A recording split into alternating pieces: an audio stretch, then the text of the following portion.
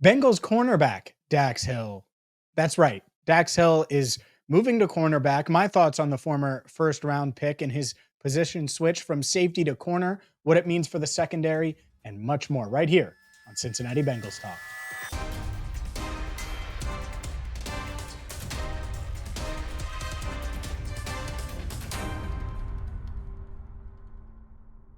Hi again, everyone, and welcome in to CBT. I'm James Rapien of BengalsTalk.com. Let's get into what has been an eventful couple of weeks, months for Dax Hill, the Bengals' former first-round pick. You're going to hear from him coming up in just a second as well. But a quick reminder, hit that subscribe button, ring the bell so you get notified every single time we post a video, and get to Rivertown Inquiry and rivertowninquiry.com. Look, you want a Logan Wilson shirt? Who doesn't want a Logan Wilson shirt? They have two different versions of a Logan Wilson shirt if you're a Logan Wilson's biggest fan, if you're a huge Bengals fan, or if you want to go something a little more casual that you can wear to the ballpark, that you can wear to dinner. This is my favorite, the Wave Tee from Rivertown Inquiry. Get yours at rivertowninquiry.com. And Dax Hill, well, he's moving to cornerback, and everyone knows that watches this channel how bullish I am on Dax Hill. I've been bullish since they drafted him, and I still am. I'm still holding stock, would buy your stock. His stock is probably at an all-time low, and I think that he is capable of competing in that Bengals cornerback room. Before I get into all of my thoughts with Dax Hill, Dax talked with reporters earlier this week. This is just 1 minute long. It's 1 minute of Dax Hill discussing the position switch, how he feels in coverage, and how the conversation went with Zach Taylor. I love covering. That's something I always done pretty well in college, so I'm kind of just glad that I'm back in that similar role, and really just looking forward to competing. How'd that initial conversation go with Coach Taylor? Really, I mean, he kind of just told me straightforward he's going to be moving me, and really just having a good chance to compete with some guys on the squad. So I'm excited for it. What's the biggest challenge, Dax, from moving from safety to corner? Really just the technique, but for the most part, it's kind of similar. I mean, you're covering. You're covering different type of bodies, but at the same time, still covering. Quality people, football players. So, it's different, but it's going to be some learning there. But I feel like that's something, my skill set, I'm able to do. Are you okay? Are you okay with the move? Yeah.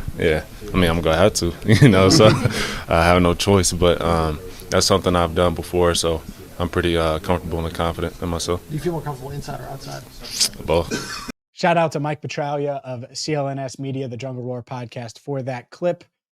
Look, I think a couple of things. One, he certainly has the athleticism. Two, I think he has the mental makeup, the toughness, and the ability to deal with this type of change. He's a pretty easygoing guy. Known him for a couple of years now. He doesn't lose his mind when he's had really good games. He's the same guy as when he might have had a bad game or two. And so that is good. I do think he's capable of competing with DJ Turner for the starting outside cornerback job. I think it's a tall task to ask. I do. But you look at his profile, 6'1", 190, he runs a 4.38, has the length, has the arm, the arm length that you're looking for, the wingspan you're looking for. Certainly looks like a cornerback. And they told him during free agency, basically. It's something we've covered here a little bit. I know we talked about it on Locked On weeks ago. And so when Zach Taylor broke the news on Saturday night to everyone else, it's something that we knew, that that he was playing corner and that they were moving him. And that's okay. It is okay. There's a ton wrong with the process that we've talked about. We talked about it on Enter the Jungle last week. I do think he can make plays. I do think he can help. I do think he fits with Geno Stone, for example. And so I do think it can work. But if you're just yanking him around and he's going to play outside corner for a snap here and then inside corner and then play safety, and it's tough for me to see the vision and for that vision to come to fruition for a first-round pick, because you're not taking a Swiss Army knife in the first round and then not knowing how to use them. I don't want to look in the rearview mirror of how they got here. How can he be successful moving forward? And I think there is a clear path here where if you're Dax Hill, you compete with DJ Turner. You're obviously the backup nickel already. You're probably going to be guarding tight ends already. You were good at that last year. And so to me, there is a clear path for Dax Hill to be successful in this role. To me, the outside cornerback spot of it, or part of it, that's the toughest part. Because if he ends up being your starting outside corner this year and he's good, well, man, can things change quick. And that's what I would say to Dax.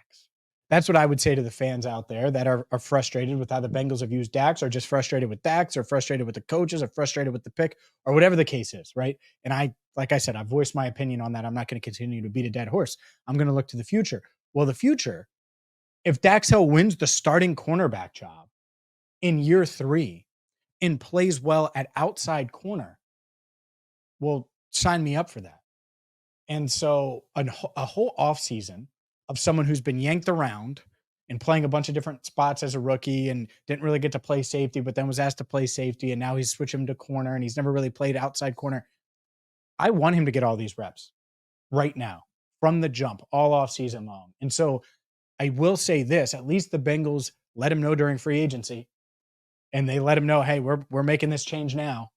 And so he can start training like a corner, so he can prepare like a corner, so he can think to cover like a corner. All of the things that go in with playing cornerback in the NFL, because physically, mentally, all of the above, I think he can do it. And on draft night, if you go back 2 years ago, draft night, I even discussed that, how versatile he is. This guy can line up in the nickel, right, and guard slot receivers. He can guard tight ends. He's really good in coverage. He's big enough to do so. He's sticky, as you say, in coverage to these guys. So he's going to be able to guard a lot of different playmakers in the NFL. Playmaker, versatile chess piece that can make it hard on opposing quarterbacks. Suddenly, the cornerback room, Dax Hill is a part of that. He is. He's going to be Mike Hilton's backup at times, and maybe he even gives Mike Hilton a breather at times. I mean, depending on how they make things work. Maybe those first 2 picks in the 2022 NFL draft end up being cornerback. And not just cornerback, because that's actually a fact already, but starting cornerback. We're going to have you covered all offseason long, whether it's Bengals practices and their offseason workouts like Dax Hill moving to cornerback, a ton of storylines. Also, make sure you check out this week's episode of Enter the Jungle and Amarius Mims. I will chat with one-on-one with him. I did on Enter the Jungle. If you missed that, we will post it later this week as well. Strictly the one-on-one with Amarius Mims by itself. So a ton coming your way. For Andrew Fox Miller, our channel coordinator, my co-host on Enter the Jungle, I'm James Rapien. Thank you so much for watching. And if you're looking for more Bengals coverage, go to bengalstalk.com. For Andrew, I'm James. Thank you so much for watching Cincinnati Bengals Talk.